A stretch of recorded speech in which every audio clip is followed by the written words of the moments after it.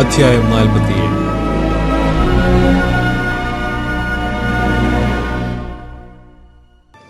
Babel പുത്രിയായ കന്യകയെ ഇറങ്ങി പൊടിയിലിരിക്കുക.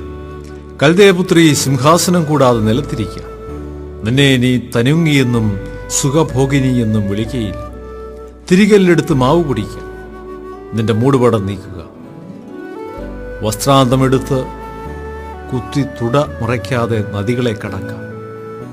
നിന്റെ നഗ്നത അനാവൃതമാകും. നിന്റെ നാണിടം കാണും. ഞാനൊരു മനുഷ്യനെയും ആദരിക്കാതെ പ്രതികാരം നടത്തും.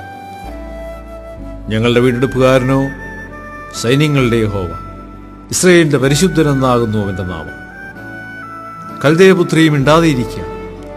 ഇരുട്ടത്ത് പോകാം. നിന്നെ ഇനി രാജ്യങ്ങളുടെ തമ്പുരാട്ടി എന്ന് വിളിക്കുകയില്ല. ഞാൻ നിന്റെ ജനത്തോട് ക്രുദ്ധിച്ചു.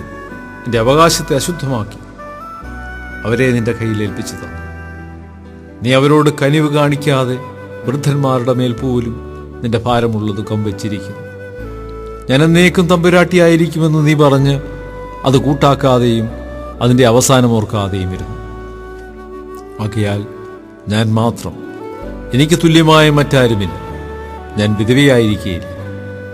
പുത്രനഷ്ടം അറിയുകയുമില്ല എന്ന് ഹൃദയത്തിൽ പറയുന്ന സുഖഭോഗിനിയും നിർഭയവാസിനിയുമായുള്ളവളെ ഇത് കേൾക്കാം. പുത്രനഷ്ടം, വൈധവ്യം, ഇവ രണ്ടും പെട്ടെന്ന് ഒരു ദിവസത്തിൽ തന്നെ നിനക്ക് ഭവിക്കും. നിന്റെ ശുദ്രപ്രയോഗങ്ങൾ എത്ര പെരുകിയിരുന്നാലും, നിന്റെ ആഭിചാരങ്ങൾ എത്ര അധികമായിരുന്നാലും അവ നിനക്ക് നിർവടിയായി ഭവിക്കാതിരിക്കുകയില്ല. നീ നിന്റെ ദുഷ്ടതയിൽ ആശ്രയിച്ചു. ആരും എന്നെ കാണുന്നില്ല എന്ന് പറഞ്ഞുവല്ലോ. നിന്റെ ജ്ഞാനവും നിന്റെ വിദ്യയും നിന്നെ തെറ്റിച്ചു കളഞ്ഞു. ഞാൻ മാത്രം, എനിക്ക് തുല്യമായി മറ്റാരും ഇല്ല എന്ന് നീ നിന്റെ ഹൃദയത്തിൽ പറഞ്ഞു. അതുകൊണ്ട് മന്ത്രവാദത്താൽ നീക്കുവാൻ കഴിയാത്ത അനർത്ഥം നിന്റെ മേൽ വരും. നിന്നാൽ പരിഹരിപ്പാൻ കഴിയാത്ത ആപത്ത് നിനക്ക് ഭവിക്കും. നീ അറിയാത്ത നാശം പെട്ടെന്ന് നിന്റെ മേൽ വരും. നീ ബാല്യം മുതൽ അധ്വാനിച്ചു ചെയ്യുന്ന നിന്റെ മന്ത്രവാദങ്ങൾ കൊണ്ടും ക്ഷുദ്രപ്രയോഗങ്ങളുടെ പെരുപ്പം കൊണ്ടും ഇപ്പോൾ നിന്നുകൊള്ളുക. പക്ഷേ ഫലിക്കും. പക്ഷേ നീ പേടിപ്പിക്കും.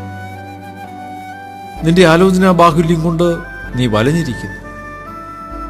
ജ്യോതിഷക്കാരും നക്ഷത്രം നോക്കുന്നവരും നിനക്ക് വരുവാനുള്ള മാനസാന്തരം അറിയിക്കുന്നവരും ഇപ്പോൾ എഴുന്നേറ്റ് നിന്നെ രക്ഷിക്കട്ടെ.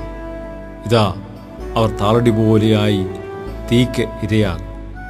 അവർ അഗ്നിജ്വാലയിൽ നിന്ന് തങ്ങളെ തന്നെ വിടുവിക്കുകയില്ല. അത് കുളിർമാറ്റുവാൻ തക്ക കനലും കായുവാൻ തക്ക തീയുമല്ല. എങ്ങനെയാകും നീ അധ്വാനിച്ചിരിക്കുന്നത്? നിന്റെ ബാല്യം മുതൽ നിന്നോടുകൂടെ വ്യാപാരം ചെയ്തവർ ഓരോരുത്തരും താന്താന്റെ ദിക്കിലേക്ക് അലഞ്ഞു പോകും. ആരും നിന്നെ രക്ഷിക്കുകയില്ല.